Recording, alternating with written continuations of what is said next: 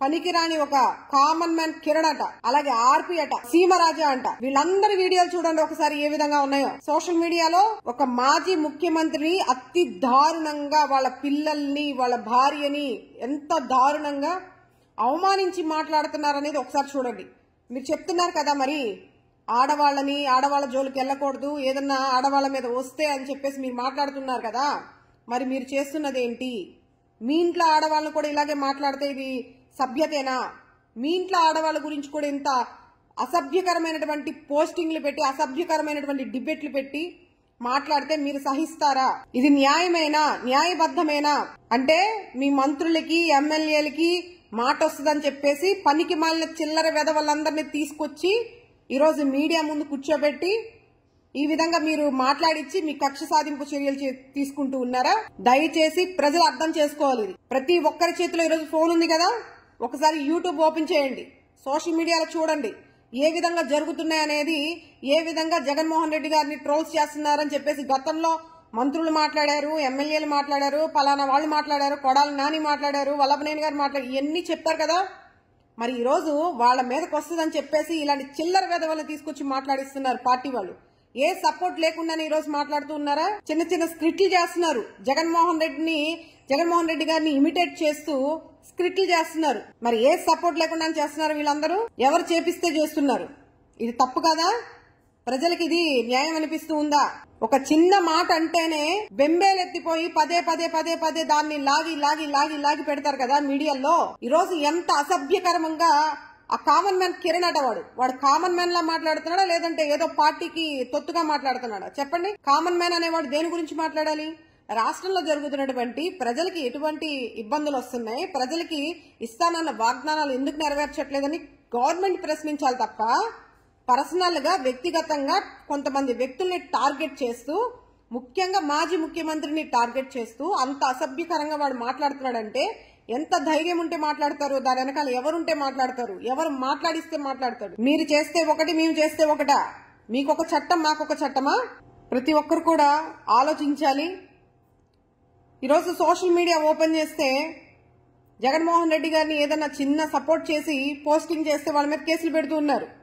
మరి చాలా దారుణంగా జగన్మోహన్ రెడ్డి గారిని, వారి కుటుంబ సభ్యుల్ని ఎవడ పడితే వాడు చిల్లర డబ్బుల కోసం ఈరోజు, అంటే అధికారులు తిడితేనో లేదా ఎమ్మెల్యేలో మంత్రులు తిడితేనో అది ప్రజల దృష్టికి వెళ్తుందని చెప్పేసి కొంతమంది చిల్లర వెధవల్ని పెట్టించి మరి ఈరోజు అతి దారుణంగా జగన్మోహన్ రెడ్డి గారిని, వాళ్ళ పిల్లల గురించి, వాళ్ళ భార్య గురించి, వాళ్ళ తల్లి చెల్లి గురించి ఎంత దారుణంగా మాట్లాడుతున్నారంటే కార్టూన్స్ వేసి నవ్వుకుంటా, డిబేట్లు పెట్టుకుంటా ఎంత దారుణంగా నిర్బంధించి బస్సులపైన దాడులు చేస్తూ, అవన్నీ కూడా మీ ముందే కదా జరిగింది.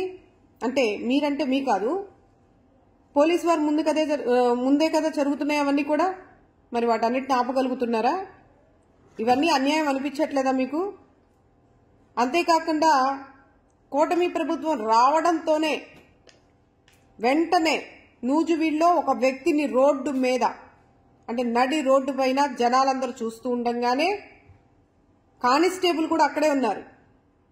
కానిస్టేబుల్ అదేదో చోద్యం చూస్తున్నట్టుగా, ఏదో సినిమా చూస్తున్నట్టుగా చూస్తూనే ఉన్నారు. ఆయన పాటికైనా కూటమి నాయకుడు, అక్కడ లోకల్గా ఉన్నటువంటి నాయకుడు నూజివీడులో అతి దారుణంగా కత్తి తీసుకుని రోడ్డు పైన పొడుచుకుంటూ వెళ్తూ ఉన్నాడు.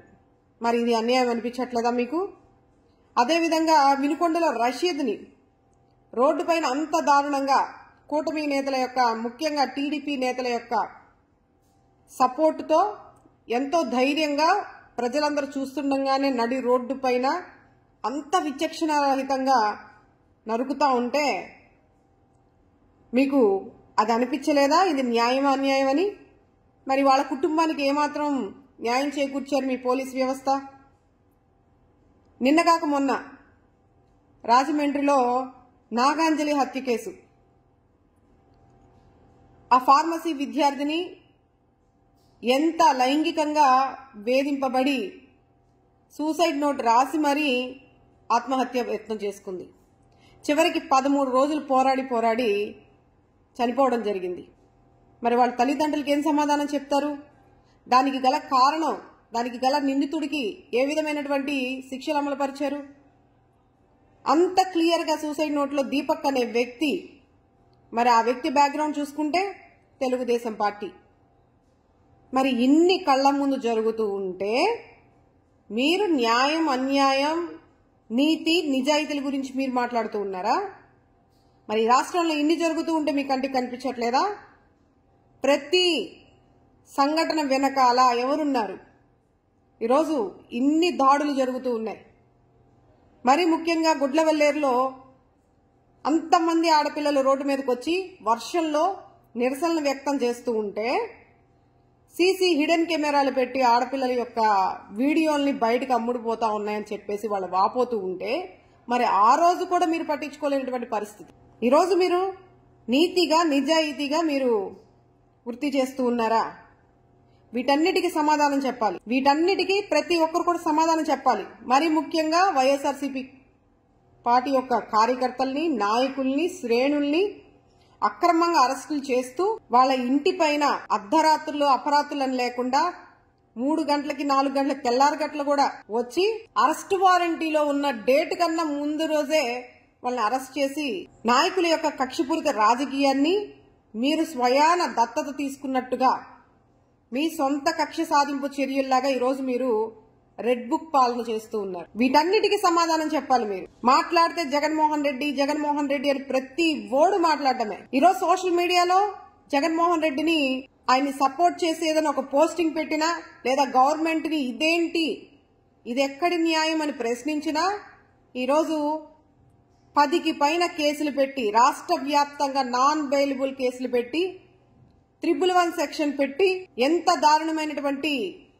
అక్రమ అరెస్టులు చేస్తున్నారో ప్రజలు కూడా తెలుసుకోవాలి. మరి ఈరోజు అధికారంలోకి వచ్చి కక్షపూరిత రాజకీయాలు చేస్తున్నారా, లేదంటే ప్రజలు మెచ్చే పాలన చేస్తున్నారా, మాట ఇచ్చిన మాట నిలబెట్టుకుంటున్నారా, లేదా ప్రజల్ని ఇంకా మభ్య పెడుతూ ఉన్నారనేది కూడా ప్రజలు అర్థం చేసుకోవాలి. ఇన్ని జరుగుతూ ఉంటే మీకు కనిపించట్లేదు గాని లింగమయ్య గారు హత్య గావింపబడితే అంతమంది వచ్చి ఎంత దారుణంగా, అంత దాష్టికంగా కత్తులతో, కర్రలతో దాడులు చేసి చంపేస్తే ఆ కుటుంబానికి న్యాయం చేయకపోగా ఎంతమంది అయితే దాడి చేశారో వాళ్ళపైన కేసులు పెట్టకుండా కేవలం 2 మీద కేసులు పెట్టి, అది కూడా కంప్లైంట్ నోట్ ని మీరే ఏ విధంగా కంప్లైంట్ రాయాలని చెప్పేసి మీరే కంప్లైంట్ రాసి ఆ కుటుంబ సభ్యులతో బలవంతంగా, అంటే లింగమయ్య గారి భార్య చేత బలవంతంగా వేలిముద్ర తీసుకున్నటువంటి ఘనత మీది. స్వయాన కొడుకు వచ్చి రిపోర్ట్ ఇస్తానన్నా కూడా తీసుకున్నటువంటి పరిస్థితిలో మీరున్నారు ఈ రోజు.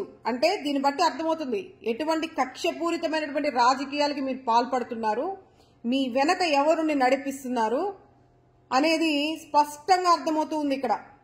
అయినా సరే నేను నీతిగా, నిజాయితీగా ప్రజల పట్ల అని చెప్పేసి మాట్లాడుతూ ఉన్నారు. మరి మీ మనస్సాక్షికి తెలుసు, మీ విజ్ఞతకి తెలుసు మీరు ఎంత నీతిగా, నిజాయితీగా ఉన్నారనేది.